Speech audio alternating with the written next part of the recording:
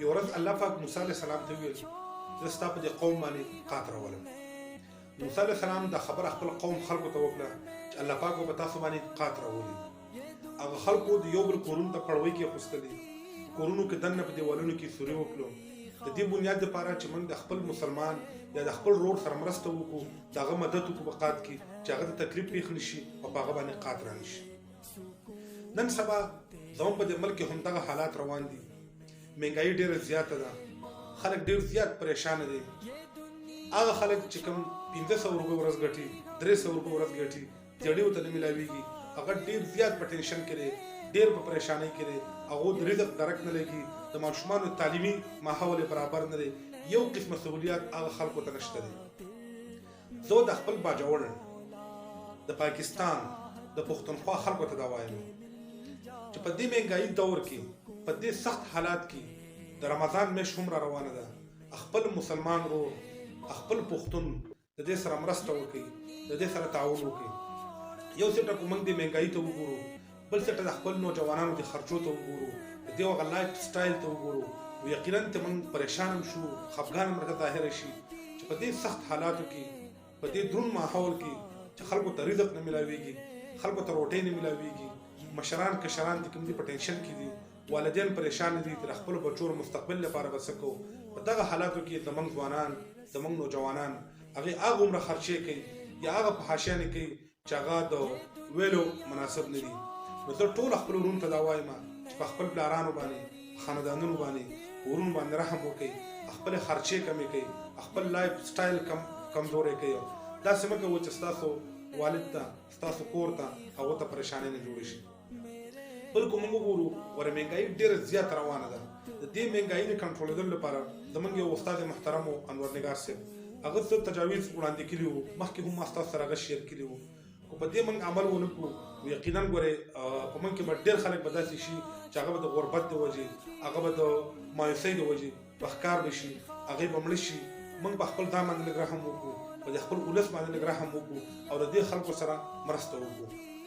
زه دا تجاویز لږ وړاندې کوم خپل قوم ته، خپل خلکو ته چې مهرباني وکړئ، په دې باندې عمل وکړئ. دا مه کوئ چې د یو بل سره سیالي شروع کړي، د یو بل سره مددبادیانې شروع کړي، ګډان او میکې غوایان رالوئ. د دې نه لږ پرهیز وکړئ، لږ د قوم ته وګورئ، د ولس ته وګورئ. په نن سبا دور کې زما خو د ټول نه اولنی تجویز دا دی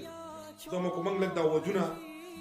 په دې کې د خرچې لږ کمې کړو، 1514 ډیشونه موږ ختم کړو، یو ډیش موږ شروع کړو چې کوم هغه سپینه خوراک پخوا په ودونو کې پخېدله چې دغه بېرته سټارټ کړو. نو دې سره به د خلکو لږه ګزاره وشي. دویم دا سونا لږه کمه شي، بیخي 4 تولې، 15 تولې، 8 تولې، 10 تولې، 20 تولې سونای دا د یو عام کس لپاره، د یو غریب کس لپاره دا ډېره زیاته مشکله ده چې هغه 15 تولې سونا وکړي، ځکه چې 2 لکه روپو نه سونا توله بره ده. نو په دې کې لږه ګزاره وکړي. بیا د کوم زموږ د پرایویټ سکولونه دي، د دې مشرانو ته، پرنسپل دي کوم دي، هغو ته زه درخواست کوم د ماشومانو باندې فیسونه هم کم کړي. د هغه نه علاوه کوم ایکسټرا چارجز دي په دې کې ورسره هم ګزاره وکړي، ځکه چې خلک نشي پټ کولی، دومره صلاحیت په چا کې نشته دی د هغه په خپلو ماشومانو باندې سبق ووایي، ځکه چې هغو ته د رزق مسله وي، د خېټې مسله ورته وي، هغه نشي پوره کولی. نو تعلیم به څه وکړي؟ بل چې کوم زموږ د معتبره خلک دي، مشران دي، سرمایهدار دي، هغو ته دا درخواست ورته کوو، سوال ورته کوو چې نفلي عمره کوئ، مهرباني وکړئ، دغه روپۍ راواخلئ، د خپل ګاونډي، د خپل ماشوم تعلیم په وکړئ. خپل ګاونډ کې د کوم غریب دی، د ولږې مړ کېږي، د رزق درک یې نه لګي، دغه سره مرسته وکړئ، د دغه ژوند په ښه کوي. زه وایم چې دغه عمرې نه به دغه اجر ډېر وي، په دغه باندې لږ رحم وکړئ. بل د کوم زموږ جوماتونه جوړېږي، نو فلحال جومات د الله تعالی کور دی، زموږ یو مذهبي ځای دی او موږ ورته په ښه نظر باندې ګورو. غوړ عمر د جومات موږ قدر کوو، د خپل مذهب موږ قدر کوو. خو په دغه باندې موږ د کنسټرکشن کارونه بند کړو، دغه روپۍ په غریبانانو باندې ولګوو، هغه خلکو باندې ولګوو چې د کوم تعلیمونه ختم شولو، د کوم ژوند تباه شو، د کوم په دې ملک کې اوسېدلو ته تیار نه دي، چې په دغه باندې د روپۍ موږ ولګوو. نو دا قوم به برابر شي، دا خلک به برابر شي، په دې خلکو کې به شعور هم راشي. بل دا ودونو کې ډالۍ مالۍ په دې کې موږ لږه ګزاره وکړو. په ټرانسپورټ کې ځان له مطلب د یو کلي نه چې ټول په یو ګاډي کې راوځو، چې هر یو کس ځان له په پیلټر کې راوځي، ځان له په ګاډي کې راوځي، د 3 لاک روپو، 4 لاک روپو موبایل اخیستي، لږه ګزاره وکړئ په دې قوم باندې لږ رحم وکړئ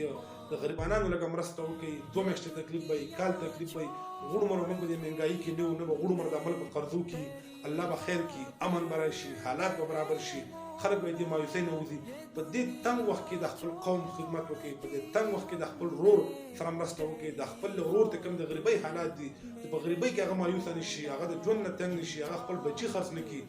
بچو ته ونه جاړي بچي ولګي ودرې شي په دې حالاتو باندې لږ رحم وکړي په خپل ځان هم رحم وکړي په خپل قوم هم رحم وکړي او دې مهنګایي زیاتر ګوره موږ ستاسو د سټایلونو ته خیال وکړو د کارونو ته هم خیال وکړو د ډوډۍ ته هم خیال وکړو نو ګوره موږ ته دا ظاهرېږي چې مهنګایي نشته دی هغه غریب دی کوم دی هغه تباه شو هغه د ولږې مړ شو او موږ دا غټ غټ لایف سټایل جوړو خپل ځان هم راوچت کړی ګاډي چکرې ملکنډ او پېښور او سوات اسلام آباد لږ ګزاره وکړئ دغه روپۍ راوالي په خپل علاقه کې استعمال کړئ په ماشومانو په تعلیم استعمال کړئ په روزګار استعمال کړئ د مهنګایي به ختم شي حالات به ښه شي انشاءالله تاسو هم خوشحاله وئ دا قوم هم خوشحاله دا ملک هم به ترقي کړي موږ ټول به انشاءالله په ترقي کړو نو اسلام هم موږ ته دغه خوستل چې د خپل ورور غریب سره مرسته وکړئ والسلام